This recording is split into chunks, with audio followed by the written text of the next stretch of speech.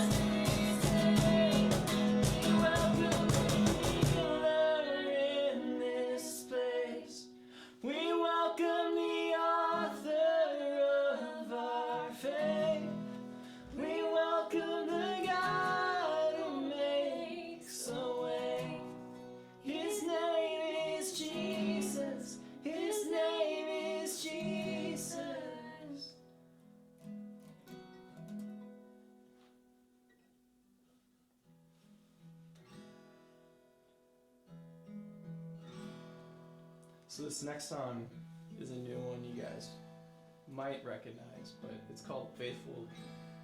And the song is based off of Psalm 139, a psalm that resonates in my heart deeply. And what it says is that even in the dark times, even when you're trying to run or maybe life is getting in your way, God's still with you,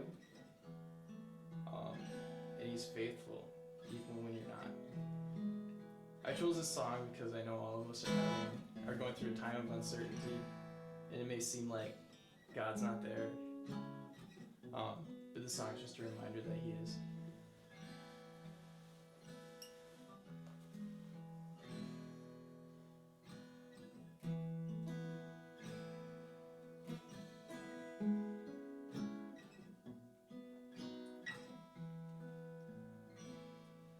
Lord, you search me,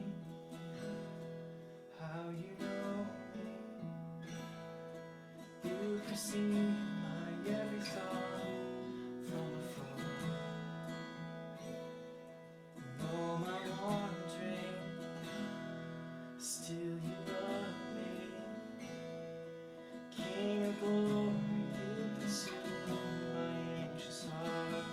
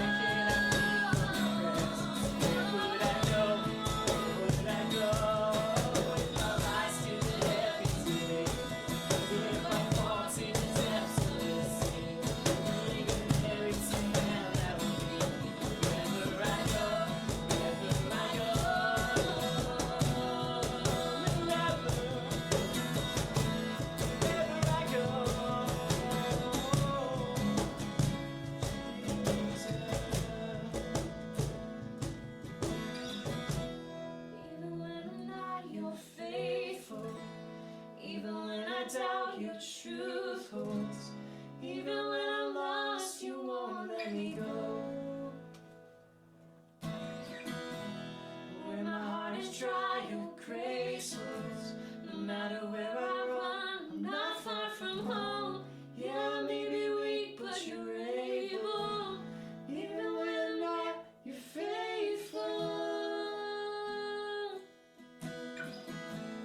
Even when I'm not, you're faithful.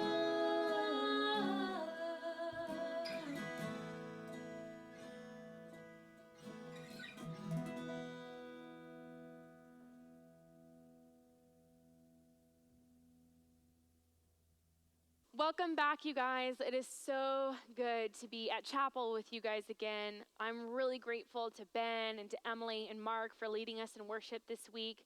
I'm grateful to all of the students and classmates and friends of ours who have done that for us. So be sure to say thank you and appreciate them for giving of their time and their talent to lead us to the throne of God together. It's been a really good last couple of weeks, and I'm very, very excited to be able to introduce Dr. David Haynes this morning as our speaker, sharing in a message. But before he begins, I would just like to share a little bit of what's been on my heart these last couple of weeks as we've all been processing this new reality of COVID-19 and life and the closure of Nebraska Christian College. So I want to share with you just a quick story.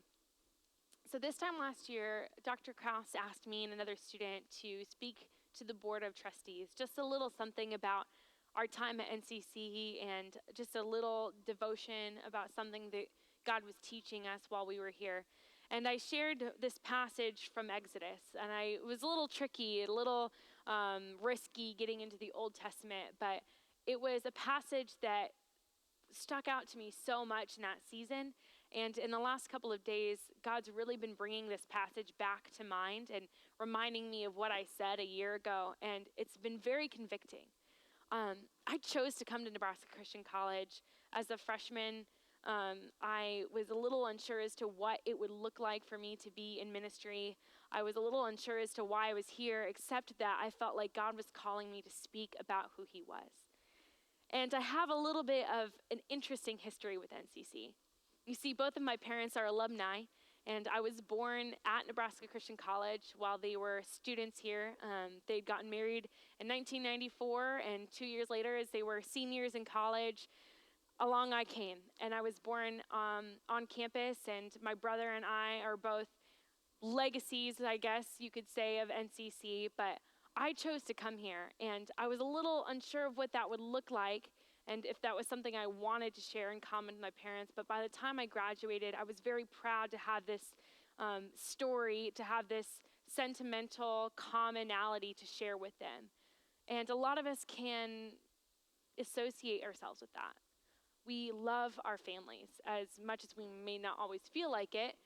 Many of us can associate with the idea of sharing something special with our families, whether that be our last name. Maybe that's something that's a big deal for your family, your last name, or a family crest, or a tradition, or an heirloom, or a recipe. Like when we share something that's of sentimental value with our families, it means a lot, and it's something that we pass around and we think about together, and it can become something that's just very great, like a legacy within our families. And in this passage in Exodus, God shares this moment with Moses, and he's escaped Egypt, and he's living in this place called Midian, and he's chasing after this sheep. He's a shepherd, and one sheep has gotten away, so he's going after it, and he encounters God in a burning bush, a bush that's on fire but isn't really burning itself. And as he's talking with God, and God asks him, sends him on this mission to rescue his people from Egypt, Moses asks him, how will they know who you are? Or what will I tell them when they ask who sent me? And so I'm going to read this passage. It's Exodus chapter 3, verse 13. Then Moses said to God, if I come to the people of Israel and say to them, the God of your fathers has sent me to you, and they ask, what is his name? What shall I say to them? God said to Moses, I am who I am. And he said, say this to the people of Israel. I am has sent me to you. Also, God said to Moses, say this to the people of Israel. The Lord, the God of your fathers, the God of Abraham, the God of Isaac, and the God of Jacob, has sent me to you. Thus is my name forever, and thus I am to be remembered throughout all generations. This is a very big deal. For the first time ever, God is revealing his name, his very essence, his very character to a human. And he says, I am who I am. Meaning, I will be. I am. I was. I am unchanging.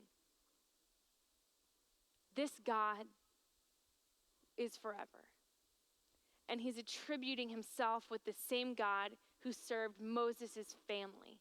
And the people of Israel, the Jews, all know these men, Abraham, Isaac, and Jacob, as part of their legacy, as part of their family, as part of their ancestry. And so it's a really big deal that this God is presenting himself as somebody who has been with them since the beginning of their time. And God's saying, not only was I, but I am now, and thus I will be remembered throughout all generations. Moses goes back to Israel, and with God's help, he rescues the people. And they go to Mount Sinai, and from there they go to the Promised Land after many, many years of waiting around for God to deliver them. And at the Promised Land, they live in God's favor for many, many years before they begin to wonder what it's like to maybe serve a God they can see. And so then the nation of Israel begins to sin, and God throws them in exile again. And when they cry out, he rescues them, and they go back to living in God's promise. And then they sin again, and God puts them back under the rule of some other country, and then they cry out and God rescues them, and they go through this cycle for hundreds and hundreds of years. And then prophets come and warn the people about God and remind them of God's love and to live in peace with God and in harmony with God and to glorify and serve and worship only God. And eventually, after even more time, after hundreds more years, Jesus comes and lives and teaches about what it is to follow God and love him. And when Jesus dies and is resurrected, he goes to heaven and says he's going to prepare a place for us. And then he puts these men in charge of growing and building the church. And so then the early church comes, and they're oppressed and they're persecuted, and they have to continue to grow and teach about Christianity, about following God and being a disciple. And then the years come and go, and history goes on, and nations come and go, and kingdoms come and go. And then we arrive at where we're at today after millions and millions and millions of people have come to know who God is between Moses and I. But we're here. And God is here. It's the same God. And the church is here because people continued to speak of who God was, to remind their families and their children and their friends and their neighbors to follow and love I am, Yahweh. And a year ago when I shared this with the trustees, something I said was that as long as NCC is here and as long as NCC is gone, God will continue to be I am. He will continue to be Yahweh. And it's our job not to keep organizations or buildings open and going, but it's to make sure that God as Yahweh is continued to be known by people and to be loved and worshiped by people for generations to come. The same God. And now as I'm remembering that, and we're facing the reality that NCC won't be forever, I have to face the music.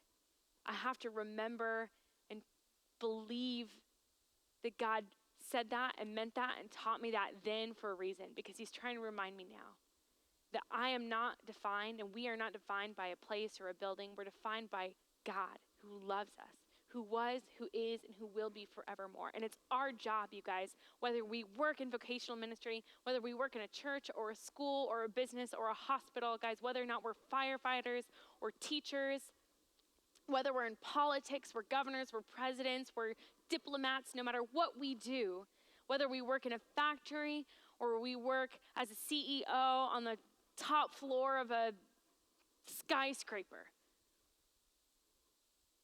we are to carry on who God is, that he was, that he is, and he is forevermore, so that the generations to come will know that he is Yahweh. I love you guys. I'm here for you guys. I'm with you guys. We are the name bearers of Yahweh. And we are to remember and to remind one another that he was and is and forever will be. Thank you.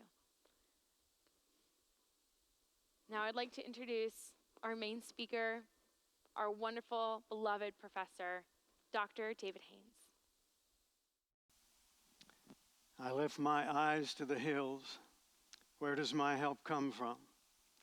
My help comes from the Lord, the maker of heaven and earth. Psalm 121, verses 1 and 2. Where does my help come from? No real, lasting help will come from the hills.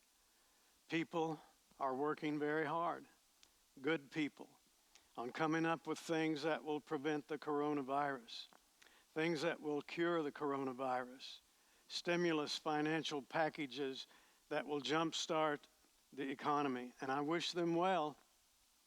I pray for them to make it happen. No one wants it more than I do.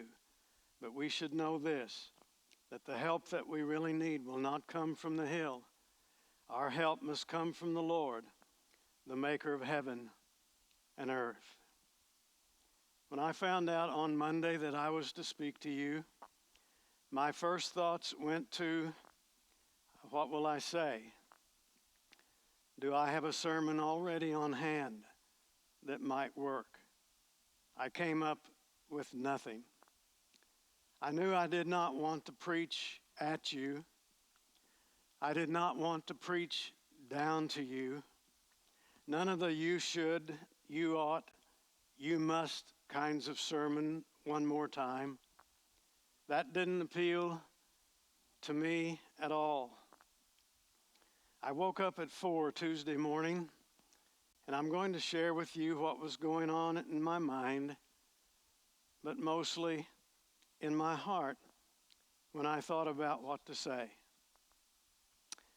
I was driving out of the parking lot on Monday afternoon after we had all learned that NCC would close her doors for good. I was approaching the dumpster, getting ready to make my right turn, and I looked in my rearview mirror, and something seemed different. In fact, it gave me pause. I abruptly stopped and stared. Now, I know it makes you very suspect when you begin talking to inanimate objects, especially when you are my age. But remember, I'm a doctor. But it seemed to me that both of us were trying to say goodbye. Then on Friday, I pulled into the parking lot, and it had snowed, and the campus was covered, and I was overwhelmed with the beauty that I saw before me. I had experienced this before. Why was it getting to me? The dorms, the Sapp Brothers Memorial Ministry Equipping Center, the administration building, married housing, had I not noticed them in a while? They all looked so good. And again, my emotions were stirred. Then there was something I remembered, something that I would talk about when Tony and I spoke at churches when we were doing an NCC day. I would tell about John and the day it was his turn to preach, and how I put my arm around him and began to pray for him. And as I did so, I could feel him trembling. It was a special moment. He went ahead and preached a good sermon, and just like so many of our graduates, he has had very effective ministries, has been used by the Lord to make a difference. He is now in the process of starting a new congregation in Germany. And then there was the day Kendrick preached. And though the class was in the preaching lab and he was preaching, he was not preaching to us nearly as much as he was preaching to people he loved. people he so much wanted to see change in their lives and for them to come to Christ on the streets of Miami. It was an interesting few moments when he preached that day. He so much wanted to be heard in Miami. And I thought, wow. And then there was the day I divided Acts class into small groups and gave them discussion guides. I loved doing that because I would stroll around from group to group and listen in on their comments. On this occasion, one of the things was to complete this sentence. My greatest concern is, and I heard Isaac say, my greatest concern is that I might settle for living a mediocre life. I could barely contain myself. I wanted to grab him and hug him so hard. Now, I'm pretty sure that there's too much me in all of this, and it bothers me. But these are unique days, and these are unique circumstances under which we live. I'm speaking to you, and you aren't here. I will more than likely never speak to you again. So perhaps I can bend my own understanding of good preaching a little bit. I consider myself fortunate to have the opportunity. Dylan should be talking to you. He would be here if he could be, and we would all be very blessed if he were. But it's me, and I need to express what I'm feeling. What did remembering those three things say to me? Simply that this has become a very special part of my life. When I began teaching, I figured probably 5 years. It has become 16. Why? Because of you, and young people like you got under my skin in a very good way. And I felt so good about our future. Without fail, whenever I was a little discouraged and wondering if I was making a difference, one of you would say something in a sermon or write something on a test or make a comment that would blow me away.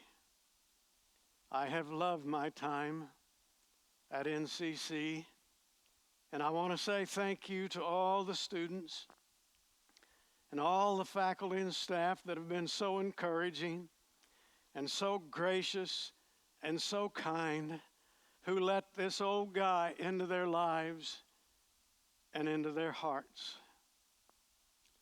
I'm going to shift gears now and tell you a story. I love the story, and I hope you will as well. I'm going to tell you this story so I can ask you, when it's finished, to do something.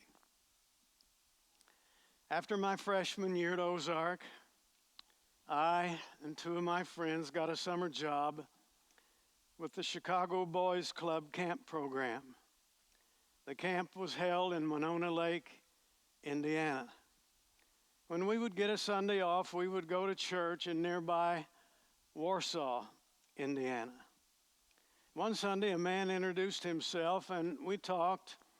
And when he found out we were Bible college students, he took interest in us. And one day, he invited us to lunch.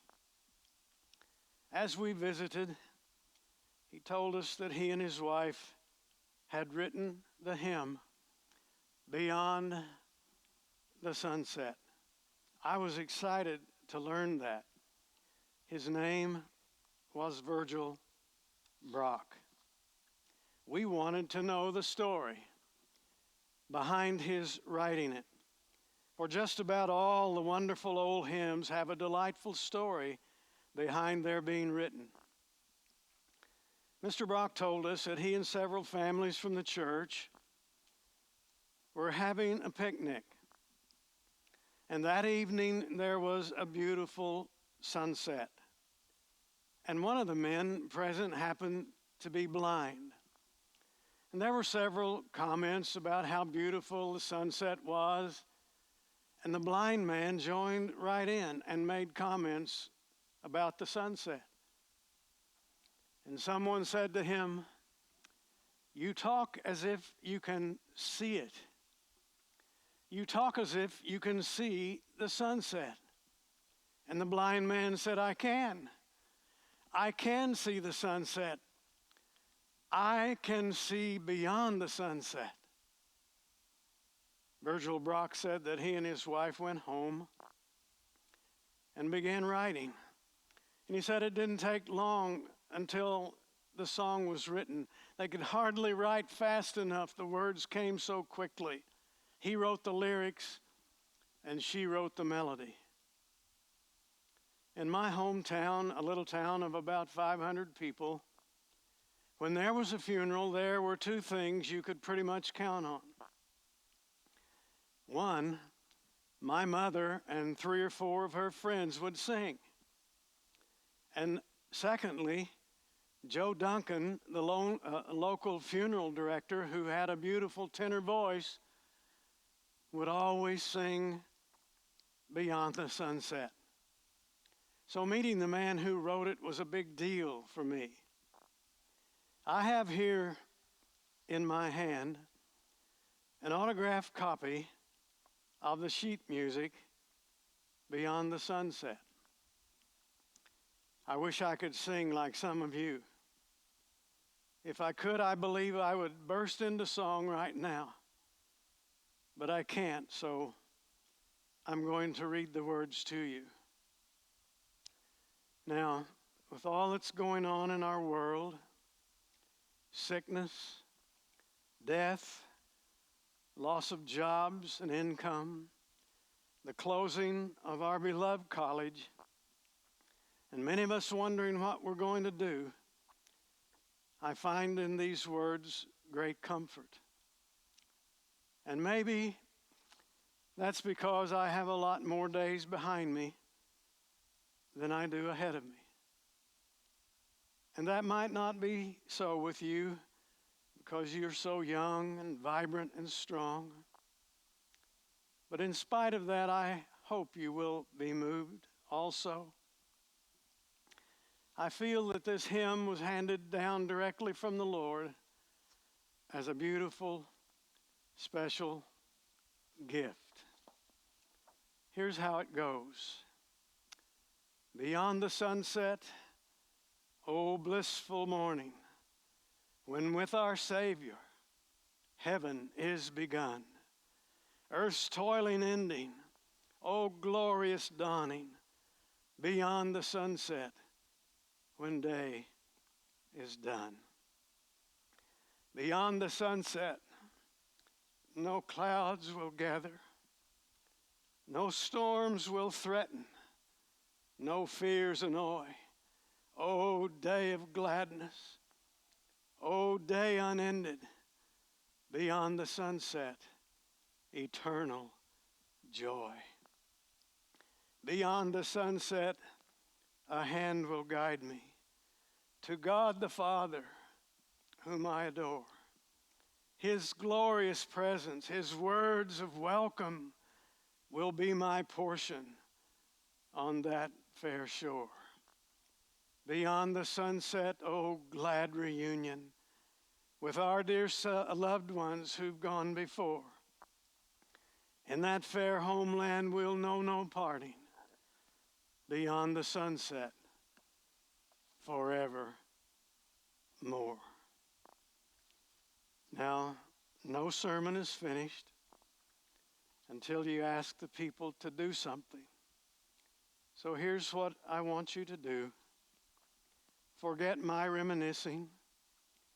Forget my nostalgia.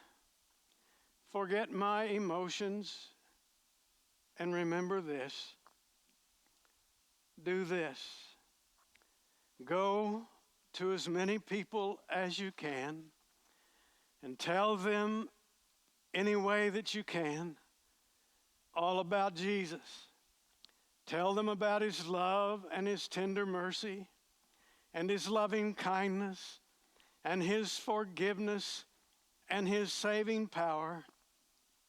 And tell them if they are in Christ and Christ is in them, they will find that he has gone to prepare a place for them. And they will find him waiting there one day just beyond the sunset. God bless you, and thank you from the bottom of my heart. And thank God that in the breach for 75 blessed years, faithfully holding forth the word of life, stood Nebraska Christian College.